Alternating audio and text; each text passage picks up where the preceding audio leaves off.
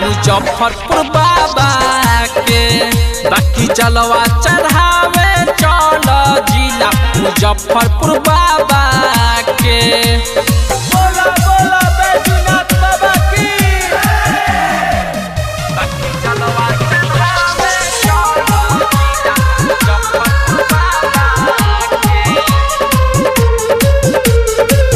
भोले मिल के आइल हो केदारनाथ बाबा से, आके तनी दर्शन कल गरीब नाथ बाबा से। भोले मिल के आइल हो केदारनाथ बाबा से, आके तनी दर्शन कल गरीब नाथ बाबा से। मन खुश रही दिल खुश रही चढ़ब तू जलवा के।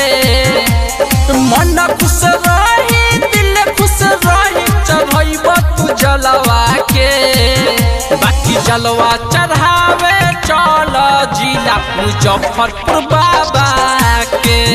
बाकी जलवा चढ़ावे चल जिला मुजफ्फरपुर बाबा के।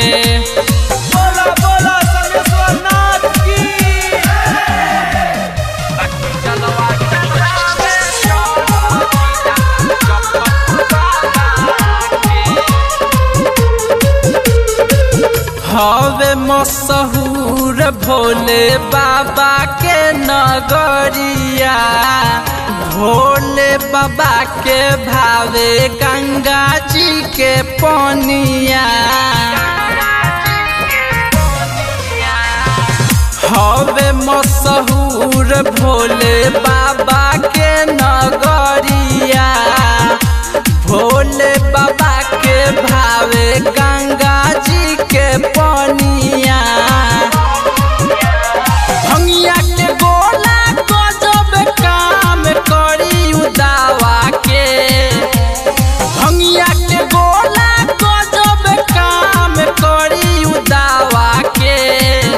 बाकी जलवा चढ़ावे चल जिला मुजफ्फरपुर बाबा के। बाकी जलवा चढ़ावे चल जिला मुजफ्फरपुर बाबा के। बोला बोला केदारनाथ बाबा की। बाकी जलवा चढ़ावे चल जिला मुजफ्फरपुर बाबा के। और अर्जुन अजूबा चंदन राजू सावन जात बा। रहिया में बोलबम के जयकारा लगावत जात बा। और अर्जुन अजूबा रोहित लड्डू गोल भी जात बा। रहिया में बोलबम के जयकारा लगावत जात बा।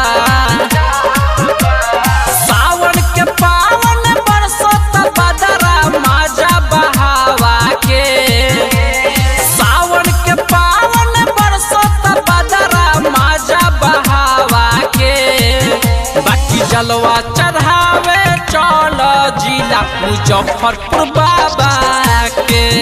बाकी जलवा चढ़ावे चल जिला मुजफ्फरपुर बाबा के।